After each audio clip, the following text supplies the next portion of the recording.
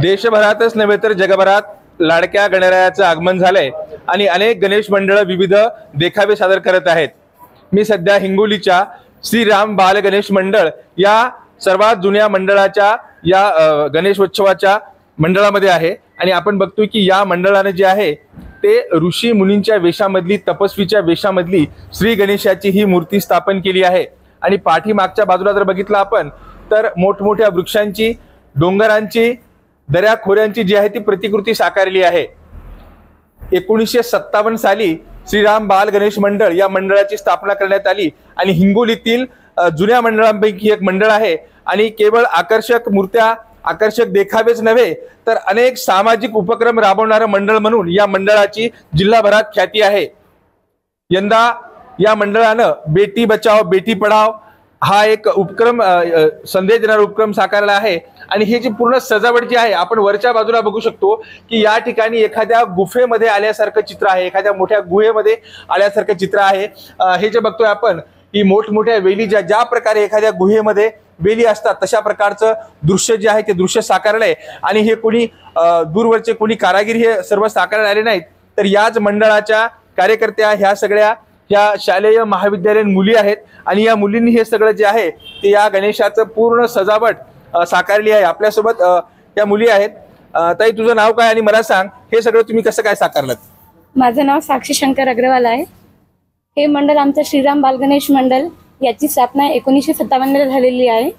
हे हिंगोली शहरातील जुन्या मंडळापैकी एक मंडळ आहे आणि आता 2024 या वर्षी आमच्या मंडळाला 67 वर्ष झालेलं आहे।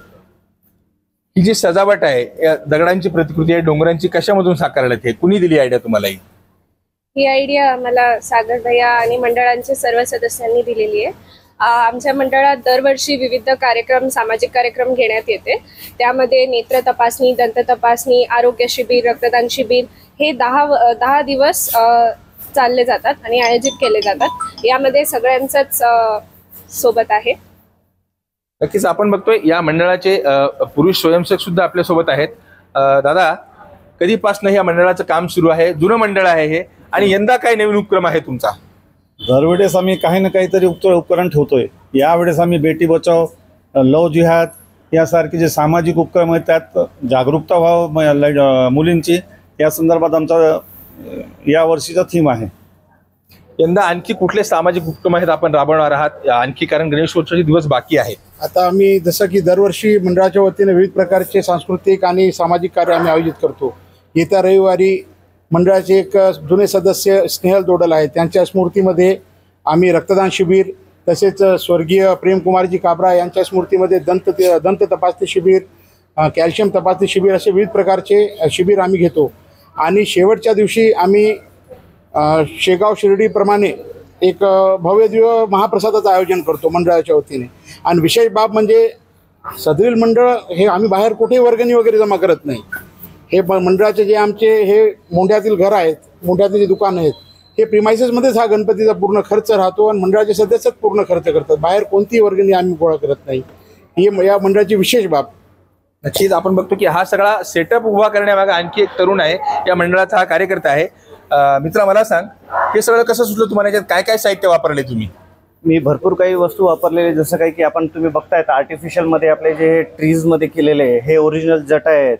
आपल्याला सर्वात महत्त्वाचं म्हणजे नारद मुनीच्या रूपमध्ये आपण जेव्हा गणपतीला बसवलेले त्याच्यामध्ये आपल्याला बघायचं होतं की बापा तिथं गुफामध्ये जेव्हा गणपतीची किंवा नारद मुनी कोणी पूजा करत असेल तर पूजामध्ये काय लागते आपल्याला? पूजामध्ये काय असते की बापा शिवजीची आराधना करायला, तर आराधनेच्या वेळेस त्याच्यावर कंटिन्यू दुधाचा अभिषेक असतो। तर आपण इथे दिखावा तसंच केलेलं आहे की गणपतीला आपण असं केलेलं आहे की बापा शिवजीची अभिषेक करतायत कंटिन्यू असं आपण दाखवलेलं आहे। आणि भरपूर काही गोष्टी आहेत, आता किती काय सांगावं तुम्हाला, आपण इथे वापरलेलं आहे सामान। नक्कीच आपण बघतोय की कोणत्याही प्रसिद्ध कलाकार किंवा कोणतेही प्रसिद्ध जे कारागीर आहेत यांच्या विना या सगळ्या तरुण मुलांनी आणि मुलींनी हा देखावा साकारला आहे आणि अखंडित श्री गणेशाची मूर्ती त्या हातातून जी आहे तो पाण्याचा वर्षाव जो आहे ते या महादेवाच्या पिंडीवरती होत आहे, असं सगळे दृश्य आहे आणि भाविकांची देखील इथं मोठी गर्दी होत आहे। मनीष खरात, न्यूज 18 लोकमत, हिंगोली।